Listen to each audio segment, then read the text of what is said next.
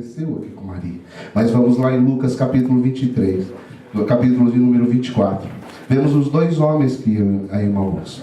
No versículo 13 diz assim: naquele mesmo dia, 2 deles estavam de caminho para uma aldeia chamada Emaús, distante de Jerusalém, 60 estádios, quer dizer 12 quilômetros, e iam conversando a respeito de coisas sucedidas. Aconteceu que enquanto conversava e discutia, o próprio Jesus se aproximou e ia com eles.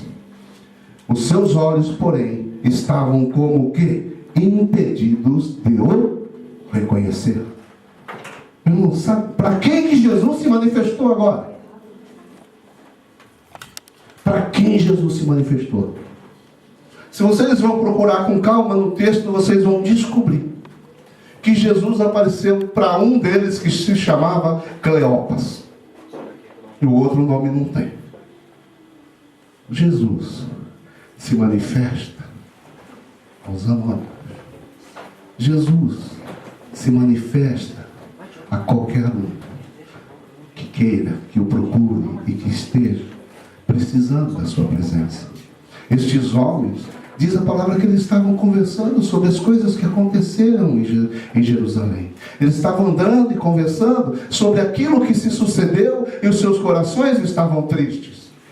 Aprenda uma verdade nesse pequeno trecho, nesse pequeno versículo. Eu aprendo que Jesus se manifesta àqueles que ocupam o seu tempo a falarem dele mesmo, a falarem de Jesus. O que eu trago, o que eu entendo para os dias nossos, nos dias de hoje?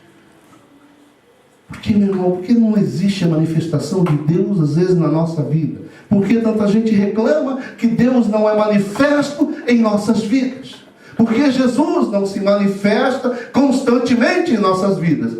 Simplesmente porque não colocamos Jesus em todos os assuntos da nossa vida. Não estou dizendo que você tem que sair falando Jesus, Jesus, Jesus, tudo que fala de Jesus, mas você tem que falar de Jesus em qualquer lugar, a qualquer hora.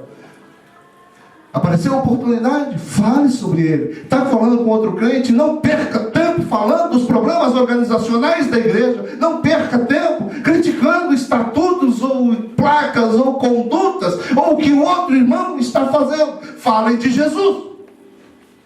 Perdemos tanto tempo falando bobagens, falando de denominações, de irmãos, de homens, de mulheres, e devíamos falar de Jesus.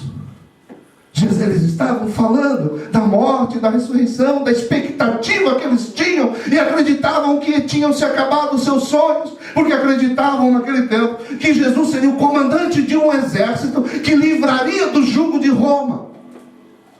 Ele seria o libertador físico, não o libertador espiritual. E quando ele morre, vai ser a esperança daqueles homens de um grande líder para a nação de Israel. Desaparece, eles voltam entristecidos. Jesus aparece, começa a andar com eles, caminhando com eles e questionando: olha, o que aconteceu? Do que vocês estão falando? É do que aconteceu em Jerusalém. Ele conte para mim, eu não sei. E eles ainda discutem, falam: quem é você? Você é forasteiro? Está toda a cidade falando do que aconteceu com aquele varão poderoso em obras, e você não sabe de nada? Aí foram. Aí Jesus vai ensinando eles sobre a palavra, vai ensinando sobre a ressurreição, e eles falam: é verdade, teve umas mulheres lá que disseram que ele ressurgiu. Até mesmo um dos nossos diz que estava falando que lá o túmulo estava vazio, mas eles não criam. Eles iam voltando para sua casa, Jesus de novo ali com eles. E chegam à sua cidade. Na hora que eles entram ali, fala assim: hoje é tarde, vem, ceia com a gente. E quando ele senta em suas mesas e pega o pão e parte o pão e vai distribuir a eles, os seus olhos se abrem, e eles veem que aquele homem era Jesus.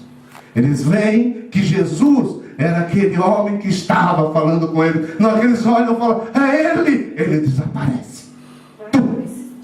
Só. E ele fala: mas era um mestre, era um mestre. Como você sabe? Como você sabe que era um mestre? O seu coração não ardia quando ele falava sobre as escrituras? O coração do seu coração não queimava como brasa? Meu irmão, quando Deus está falando com você, é inconfundível. Não precisa vir dizer, assim diz o Senhor. Não, não, não. Vem simplesmente a palavra e fala com você. O seu coração queima, porque você sabe quando a palavra está falando contigo. Glória a Deus, aleluia. Aleluia.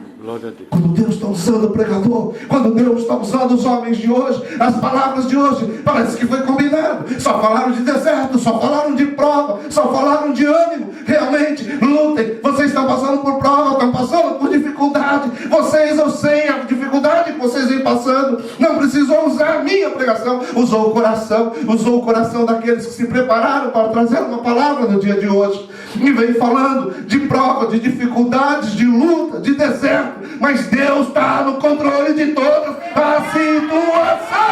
Glória a Deus! Aleluia! Aleluia! A glória a Deus é saber que tem a dificuldade, mas Deus está no comando. O Senhor está no comando.